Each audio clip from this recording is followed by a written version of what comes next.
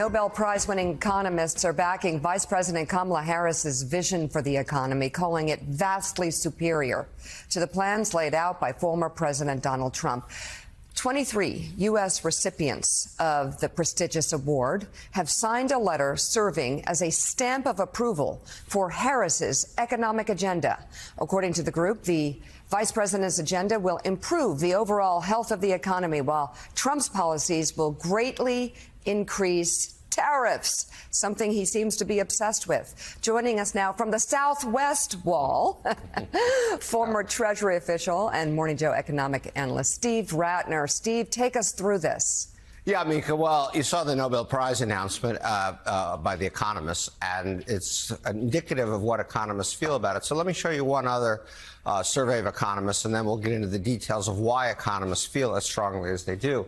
So the Wall Street Journal surveyed 39 economists, and what they found was this: a lot of support for many of Harris's key plans, 74 support for her tax credit of $6,000 for new babies, 59 support for raising the corporate tax cut, 64% for capping insulin prices at $35 for everyone, and 46%, roughly 50-50, for capping out-of-pocket spending on prescription drugs. Less support for a couple of other things, but basically very strong support. Contrast that over here with Donald Trump, who got 8% support from economists for making his tax cuts permanent, exactly 0 support for his tariffs of 20%, and 5% support for eliminating taxes on Social Security benefits, and I'm going to come back to that in a second. So the dramatic contrast between support for Harris on the one side, no support basically for Trump on the other side, from 39 economists from across the board. So, Steve, you can already hear Trump's campaign, Trump's supporters saying, oh, these are pointy-headed economists, these are academics, who cares? We can point them, though, to the economists from the Wall Street Journal or Goldman Sachs, who says that Kamala Harris's economy would be better than Donald Trump. So let's move to your second chart about what a Trump plan would actually do to the economy if implemented the way he's pitching it.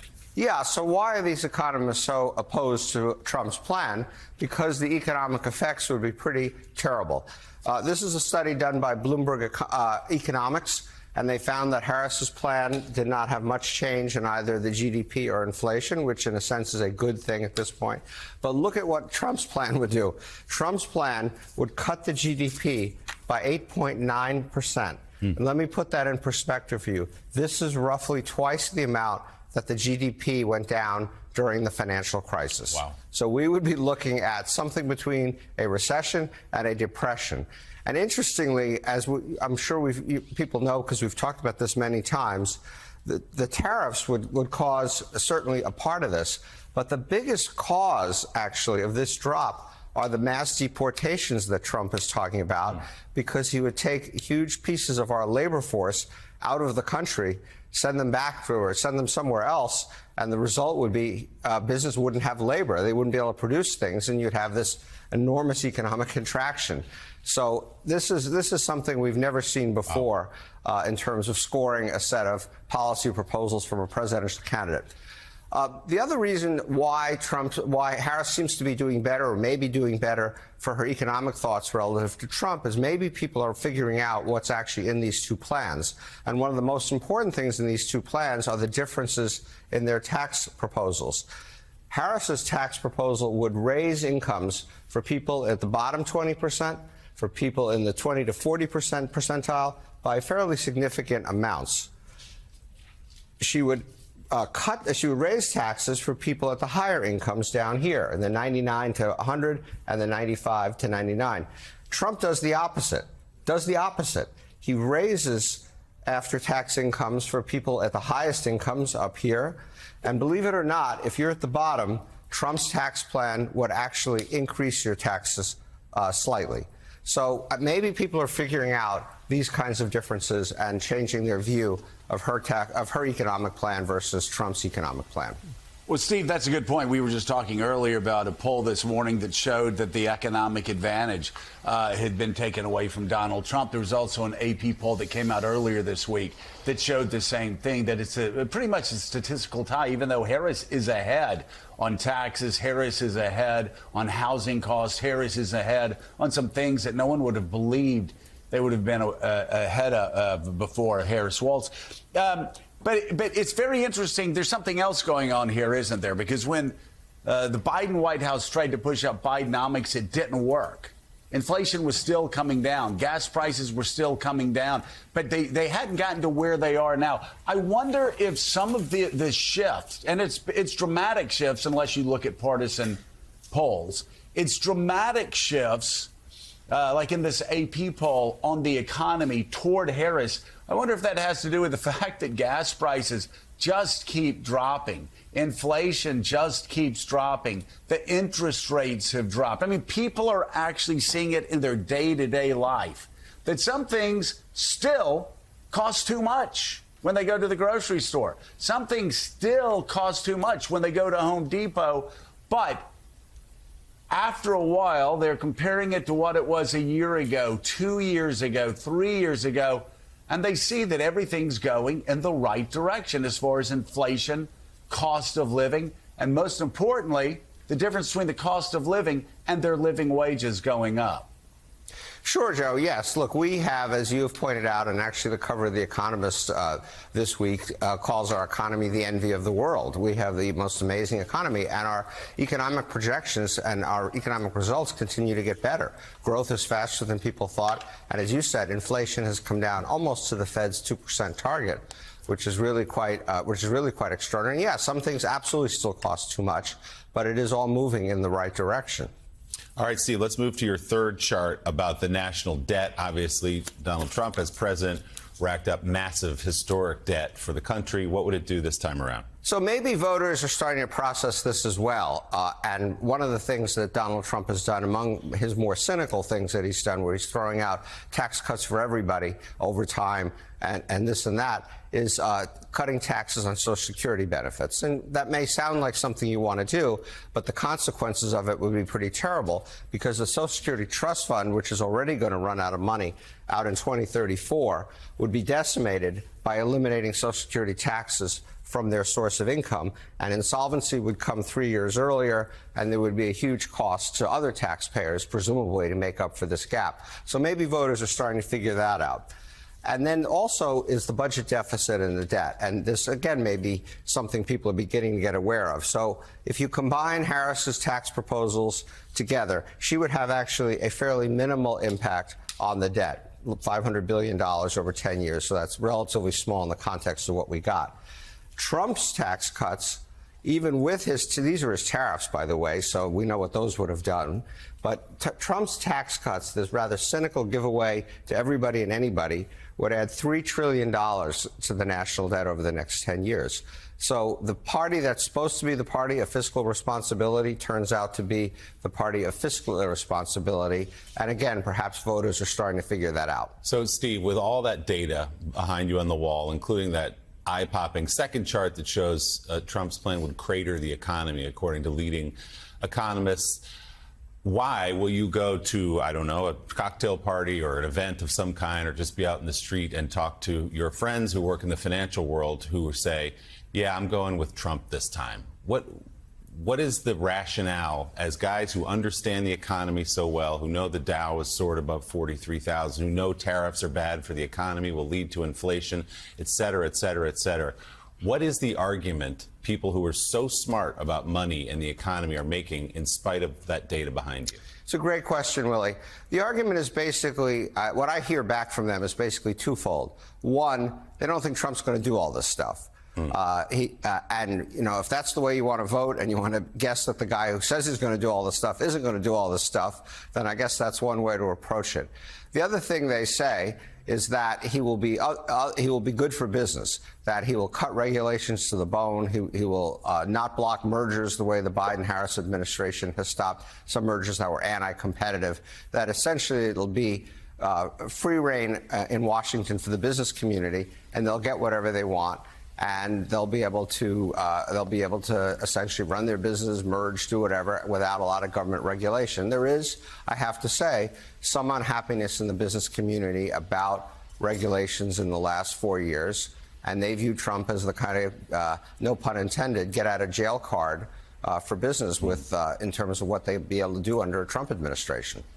Yeah, but I mean, it's just incredible. I mean, again, the Dow at record levels, the S&P at record levels, as the Economist article, and I talk about all the time, you talk about all the time, the United States economy is the envy of the world. We have a $27 trillion GDP to China's $18 trillion GDP. Texas has a bigger GDP than Russia. California has a bigger GDP than India and Canada and Britain and every other country in the world. California, the supposed socialist state of California, other than 3 others. I mean, we could go down the list. The dollar over the past 4 years at 50-year highs. The jobless rate lower, below 4% for longer than any time over the last 30 years. I could continue on and on. I mean, Amazon has a higher R&D budget than any G7 country. Could go on and on. It just never stops. And you look at these individual people on Wall Street, these billionaires. They talk about, oh, well, we need Trump. Trump might be better for us. And Ross Sorkin yesterday talked about one of Trump's biggest fans, who, of course, was against him after January 6th, but I guess changed his tune. Steve Schwartzman was worth $25 billion when Kamala Harris became vice president. He's worth $50 billion today because the economy has exploded so much, and the Dow has exploded so much, and the S&P has exploded so much. And this is the story of all of these billionaires, Steve. It doesn't make sense. And for you and me, when you talk about the debt, I'm gravely concerned about the $35 trillion debt. This has to be addressed. And yet Donald Trump broke all records when he was president for being fiscally reckless. And now, with his proposals, according to economists quoted by the Wall Street Journal, it's going to happen again. Yeah, that's the risk, Joe, is that he actually does this stuff this time, and you get these kinds of results. But just to add on to a couple of things you said, because you said it all so well, but for example, on the businessmen, they complain about Harris, but yet if you look at business investment in this country, it's off the charts high. Why is it off the charts high? Confidence in America, our strong economy, but also, ironically, some of the Biden-Harris policies, like the Inflation Reduction Act, which has spurred this extraordinary upsurge in investment in renewable energy and all kinds of things for the new economy. I was in Silicon Valley last week, and we are the center of artificial intelligence research and development in the world. There's nobody else who's even close. And the dynamism out there and the excitement about that is really quite breathtaking. And so, yes, this is an extraordinary economy, and it has made a lot of people very, very, very wealthy. And I personally obviously think it's a better bet than going down this rabbit hole and potentially having 10 or 20% tariffs and a disastrous economy. All right. Morning Joe economic analyst Steve Ratner, thank you as always. We appreciate your insight. Now, Georgia, and specifically Atlanta, is a cultural center for America, and Harris is tapping all these stars you see on your screen as a show of force. She's trying to mix uplift and energy. Here's another look at that rally right now, and when Springsteen comes out, we're probably going to hear from him. But she's trying to mix that energy with turnout, with interviews, with these stars, with positive messaging, while also hammering Donald Trump over how his chief of staff turned whistleblower John Kelly has condemned what he did in office.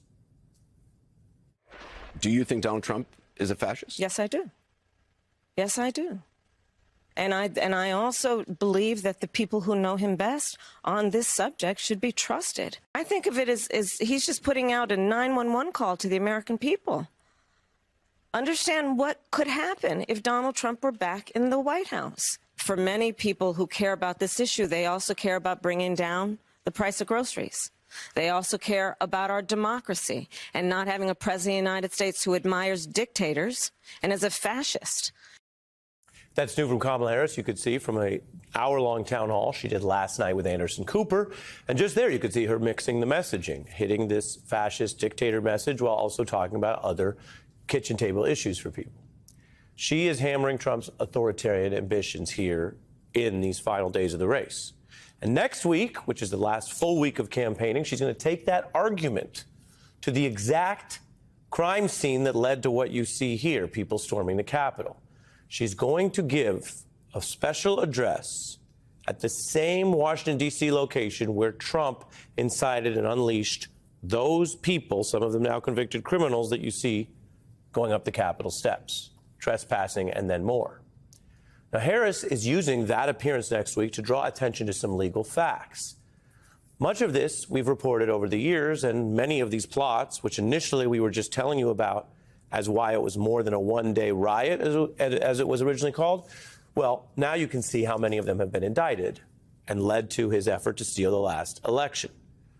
Then you have Trump's aides and lawyers disbarred, indicted, some convicted, all for those coup election crimes. And you broaden out further, and you have, of course, the many cases and convictions that show that Donald Trump has overseen multiple organizations with now convicts, criminals at the head.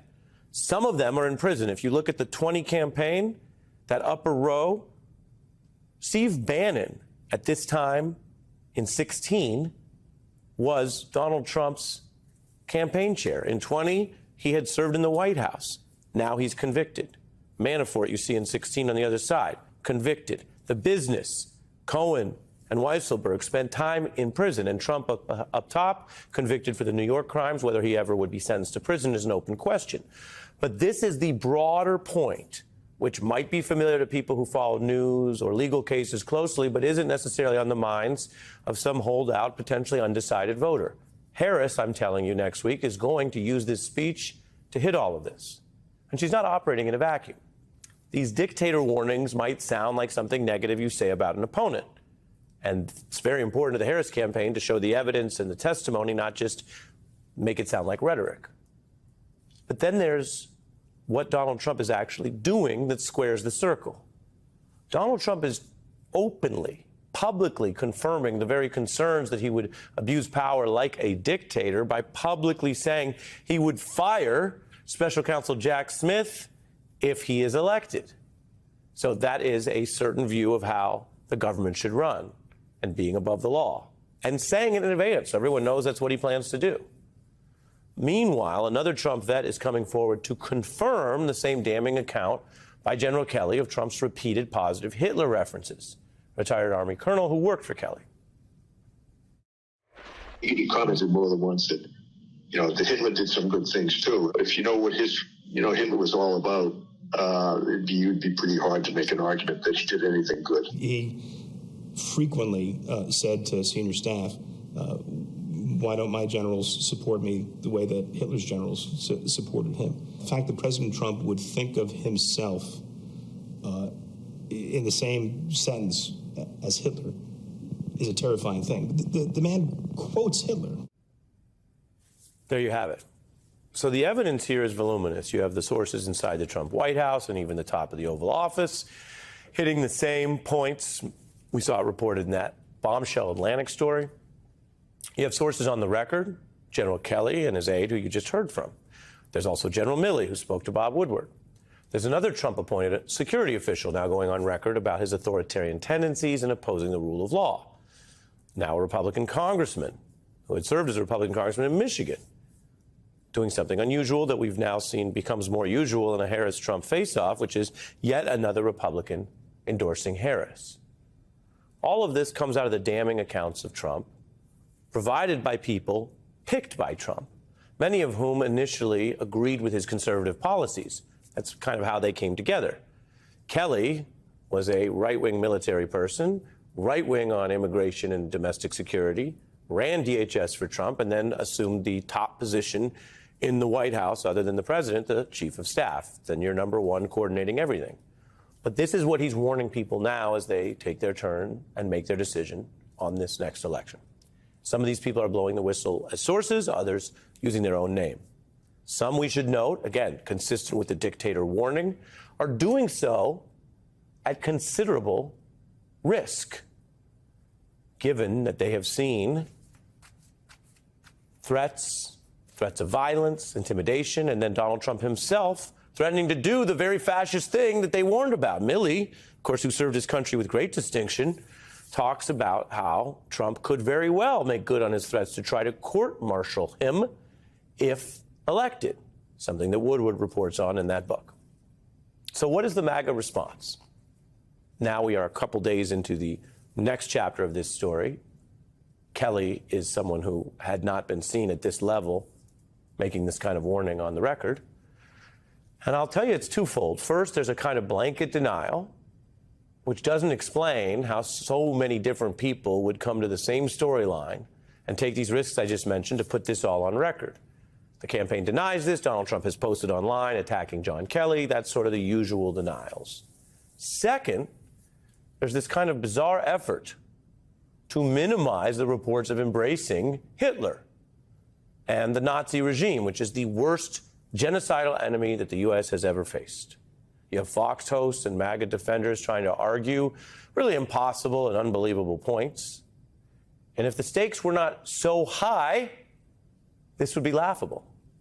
In another bad sign for Trump politically this week, the late night shows, which give many millions of people their own snapshot of this race that they might not be following closely, the late night comics are mocking the reality that this is where the Trump campaign has landed.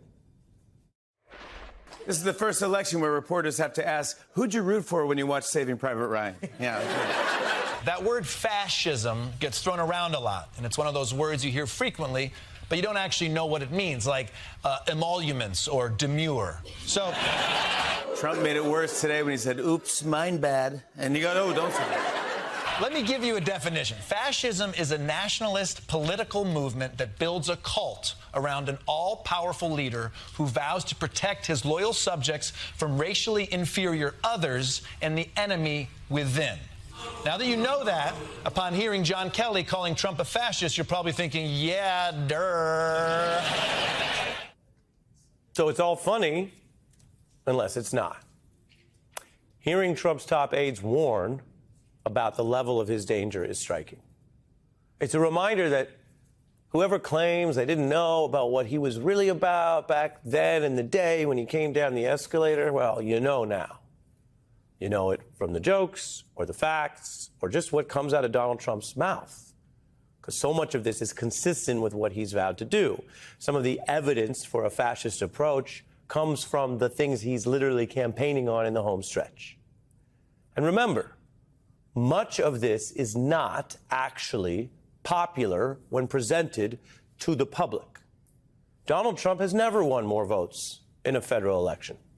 3 million more people voted for Hillary Clinton the first time, when for many different reasons, the way he was underestimated benefited him, and there might not have been as high turnout in certain places. And there were certainly votes in Wisconsin and elsewhere that went to protest candidates like the Green Party that were not considered likely Trump votes had they known it was going to be so close. That was the first time. Second time, 7 million more people voted for Biden, and Trump responded with the failed coup, the effort to steal the election, the thing that I mentioned Harris is going to highlight next week as a closing reminder argument to everyone. So the only reason that Donald Trump was in office once at all and picked all these Supreme Court justices who now help him out is the accident of old legal rules that were never updated in our system, where someone can assume the White House even when they come in second. Maybe someday there'll be some way to deal with that, but that's the reason. The result matters a lot. But the result of those rules does not mean there is or has been a majority supporting Donald Trump's past, what he has said and done. Whether that changes, whether he improves his numbers in the next 12 days, well, it's very simple. It's not a suspense thriller. It's not a curveball. And it's not a mystery. Whether he continues to be the person who comes in second, as he did in the last two elections, or whether he builds on that support and gets to a different result, is up to the voters. We take our oath to defend the United States Constitution, and that oath must mean something. Tonight, I say this to my Republican colleagues who are defending the indefensible. There will come a day when Donald Trump is gone, but your dishonor will remain. Will remain forever. Hi again, everybody. It's 5 o'clock in New York. It is a phenomenon that will be studied for years, for decades, on both the political level and human behavioral level. How Republican after Republican after Republican after Republican has abandoned their morals, their previously stated standards, their compass, to openly embrace the criminally convicted, grab him in the bleep, twice impeached ex-President Donald J. Trump. Republicans, with the exception of a precious few, have seemingly happily and eagerly handed Donald Trump keys to the castle of a political party that once stood for and saw itself as believing in law and order and believing in a strict adherence to the Constitution and cherishing character. Members of the Republican Party have now hitched themselves to all of Donald Trump's vulgarity, all of his autocratic impulses, his stated desire to use the military on American citizens, his flagrant misogyny, his out-in-the-open racism, and his appetite for violence, once going so far as to incite a deadly insurrection against them, against the U.S. Capitol. In stark contrast to the courage displayed by former Chief of Staff General John Kelly, who wanted to remain apolitical but felt driven to speak out, these men and women know deep down the danger that Donald Trump poses to the country. They know exactly how his policies and his utterances run antithetical, not just to the Republican Party, but to the country, to the Constitution. We know that in this instance because they have said it. Take Donald Trump's hand-picked running mate, Senator J.D. Vance, who made a 180-degree switcheroo. I'm a never Trump guy. I never liked him. I got the easiest job in politics because all that I have to do is go out and remind the American people that Donald Trump was the president of peace and prosperity. And there's Kevin McCarthy, former speaker. I've had it with this guy. What he did is unacceptable. Nobody can defend that, and nobody should defend it. I will support the president. I will support President Trump. And speaking of beclownment, here's Lindsey Graham. He's a race-baiting, xenophobic, religious bigot. He doesn't represent my party. He doesn't represent the values that the men and women who wear the uniform are fighting for. This is the toughest guy I think I ever met. He's the modern version of Teddy Roosevelt. I'm sorry. Then there's the group of folks who ran against Trump in 2016 or even earlier this year. But once they realized they weren't going to defeat him, they jumped on the Trump train full throttle. I bet you all know, you all have friends. You all have friends that are thinking about voting for Donald Trump. Friends, do not let friends vote for con artists. By giving voice to everyday Americans, President Trump has not just transformed our party, he has inspired a movement. Donald, you're a sniveling coward, and leave Heidi the hell alone. God bless Donald J. Trump. Donald Trump was totally unhinged. Unhinged. I'll start by making one thing perfectly clear.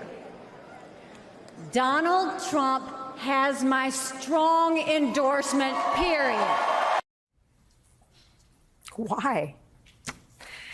And it's not just them.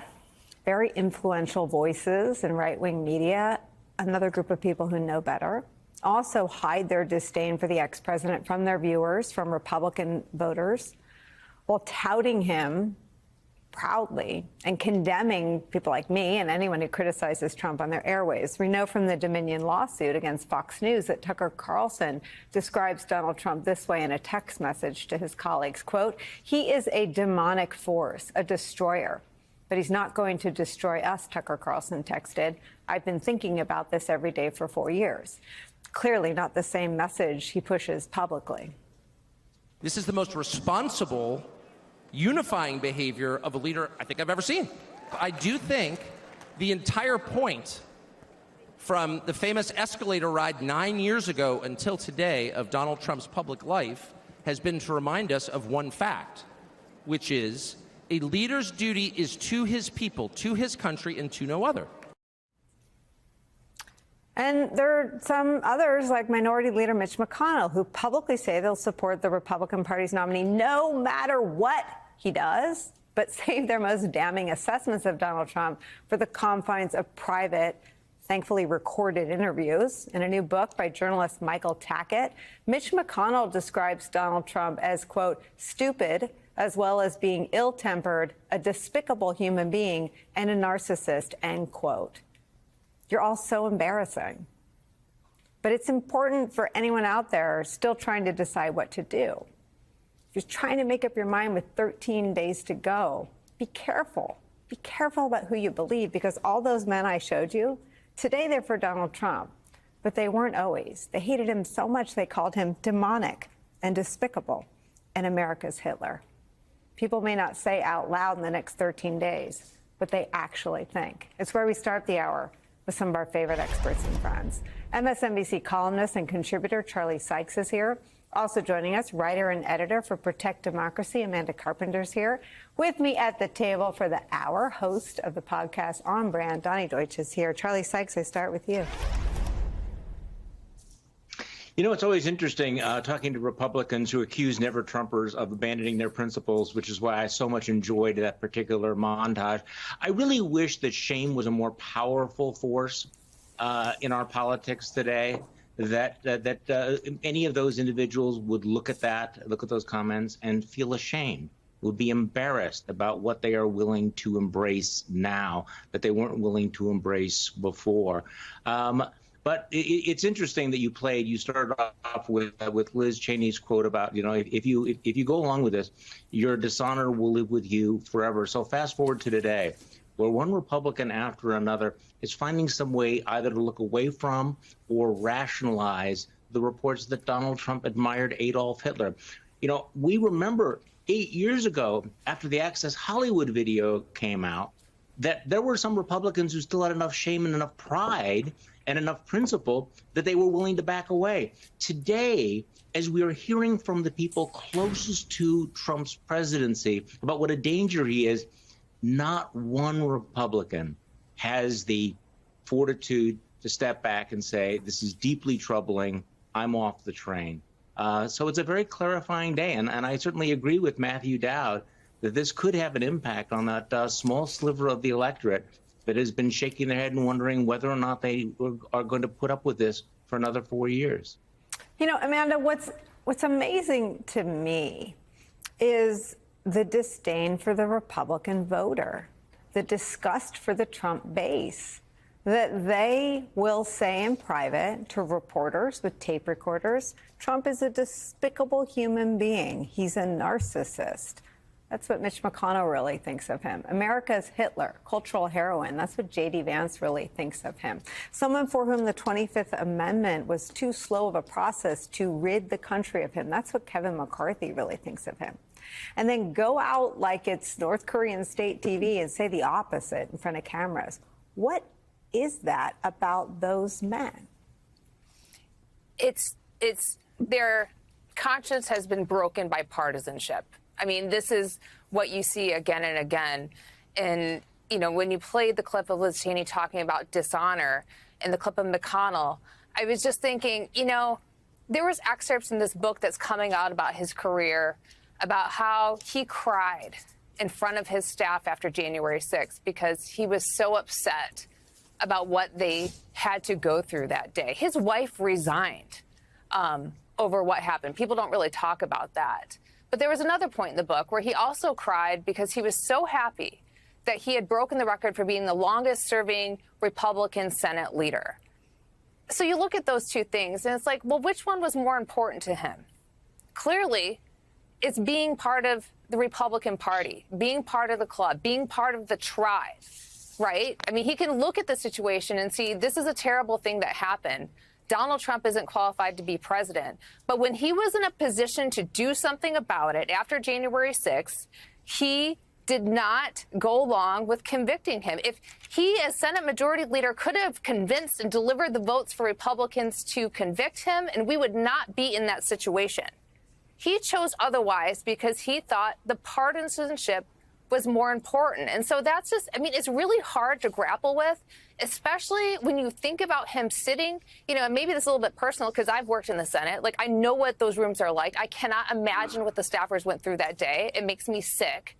It clearly made him sick. He cried in front of his staff and then turned around and supported the guy who continues to threaten to put the U.S. military to police our streets, to go after the enemies within. And so when you think about dishonor, was it worth it, Mitch McConnell? Was it worth it to be the longest-serving Senate Republican leader if this is what you leave the country with? Look at the biography that's being published of you. Read the title. It's incredible. It's a great title, The Price of Power. We're suffering that price in this election. It may turn out okay, but man, this is tough. This is tough stuff to grapple with. 3 polls, 1 conclusion. Just 12 days out, the presidential election is dead even, nationally and in every one of the 7 battleground states. CNBC, The Wall Street Journal, and Bloomberg all out with polls. Bloomberg describing the race as scrapping for every undecided voter. The Journal describes an advertising war that's aiming to shape the images of the candidates. Exactly what we're hearing from the candidates themselves. I do believe that Donald Trump is unstable, increasingly unstable, and unfit to serve. Kamala Harris can't say one thing that you do differently. You saw that? What would you do differently? I can't think of anything. This is the worst president in the history of our country and the worst vice president in the history of our country. And our new CNBC survey shows a divide along racial, gender, economic, and educational lines, with movement underneath the surface that appears to show some important gains for former President Trump nationally. NBC's Steve Kornacki joins us from the big board. Of course, it's not a national poll that decides who becomes president, but tell us what the big takeaways are from this new survey. Yeah, I mean, a couple, Chris, as you say, nationally, this is what the CNBC poll finds. Trump 48-46 over Harris. There is a breakout here just of the 7 core battleground states. It's not quite as extensive a pool of voters, so the margin of error for just the battleground states, it's a little bit higher. But what the 7 battleground state result shows is Trump at 48% across those 7 states, Harris at 47% across those states. Now, obviously, they don't vote as a block. They vote individually. So just give you a sense, though, in the battlegrounds, a result that looks like the national result here, although even a point closer. So, a notable finding that way. I think the bigger picture story, this was suggested as well in our own NBC poll recently. In the CNBC poll, it asks about the basic perception of the 2 candidates here. Do you have a positive or negative feeling toward Trump, toward Harris? And you can see right here, neither one of them has a greater positive than negative. They're both not that popular. But Trump, you can see the gap here, 42 positive, 6 negative. He is 6 points underwater on this question. Harris, 39 positive, 49 negative. She's 10 points negative on this question. And the significance here is the trajectory of the Harris campaign on this sort of feelings thermometer. When she first got in the race, when she first entered, she was, basically in the same ballpark as Trump on positive, negative. After about 6 weeks as a candidate, she had actually in our poll moved above water on this question. A couple of weeks ago, we were polling this, and she had a higher positive than negative, and she had established an advantage. But now our own NBC poll a couple of weeks ago, and now this CNBC poll, both find that advantage she seemed to have established here, say back in September on this question, is gone. And she's back in that underwater territory with Trump again. And again, you take that and you look at the national result of Trump ahead by 2. These things are there's probably a linkage between these things, Chris. Steve Kornacki, it's always great to have you there at the big board. Thank you so much.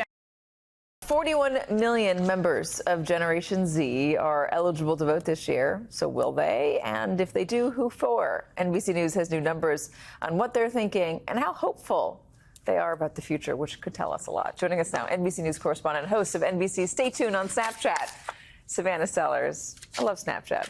I love Stay Tuned. I'm sure you're a regular viewer. I am, actually. So let me ask you, Generation Z voters, we always talk about the youth vote. The youth vote, I know. They can really make a difference. There's so many of them. Are they voting in large numbers? Are they planning to, at least? They are planning to. According to this, 58% said that they are very likely to show up to vote. Many of them actually already said that they have. Who are they going to vote for is sort of a complicated question. So we have this big head-to-head number for you, which is 50% say that they support Harris, and then a third, 33%, say they support Trump. But here's where it gets interesting. And you were actually just talking with Vaughn about this a little bit ago. It's the gender divide. So when you talk about young women, they are supporting Harris by a 33-point margin. So big lead there. When you talk about young men, though, it's split almost evenly, just about a 2-point difference within the margin of error. So there is that shift there. The same thing when you talk about how they feel about the temperament to lead. More men than women in this voting group, which is 18 to 29-year-olds that were surveyed, say that Trump has that temperament to lead, more men than women, versus young women. More of them say that Harris has the temperament to lead over men. There you go. That's where you're seeing that number right there. Also, the cost of living inflation, just like for all these other voting groups we're talking about, that is the #1 issue. Same right here for these voters at 32%. A pretty big lead also over the other issues there. So those are the type of things they say is motivating. Also, when you talk to young women, abortion was what I heard. Yeah. I was in Wisconsin yesterday, of course, a critical swing state, talking to voters. Almost every young woman said that is the #1 motivating issue for them and their friends that they're talking to. What about the forecasts for the future? How do they feel about their futures? This is a rough number. I'm going to be honest with you. It's pretty negative. 77% say that they believe that the country is on the wrong track. Only 22% saying that they think that it is on the right track. We heard, I mean, look, I was in a swing state, so of course there's so much campaigning going on there, but a lot of them are just like done with the division. Like one of the young voters was saying, I was just at a funeral last week. All everybody's talking about at a funeral is politics and the presidential election. It doesn't feel right to me. It just feels too contentious. I heard a lot of that. Is it because there's too much politics in the bloodstream, or is it because of AI? Is it because of the cost of living, as you said, the wars around the world? I think it's because the cost of living comes up a lot when you talk about the future. And the big one in that, and this in August, we had another Stay Tuned poll. In that one, we asked about, like, what does that mean for you for the future? What are you concerned about? And so many of them told us that they're delaying life events like buying a home, like buying a car, because they just can't right now, and they're not sure when they're going to be able to. And that makes them feel really anxious about the future. And then right now, those political jobs that we've been talking about so much just from both camps, they are just so sick of hearing about it. And in Wisconsin, one of them opened their mailbox for me. It was completely stuffed, you know, with just these political flyers. And they're like, enough is enough. And so interesting stuff here that came out of these numbers powered by SurveyMonkey. One of my emails yesterday, one that I don't check so frequently, and literally every single email was now is the time. Please donate. We got to get you. This is your chance, from all the political parties. Well, both of the political parties. Even on campus, they're like, I can't walk from one building to another with a minimum of 5 people asking me if I've registered to vote. I don't even know how they got my email, frankly. Yeah. Savannah Sellers, thank you so much. Thank you. Great to see you. Thanks for having me.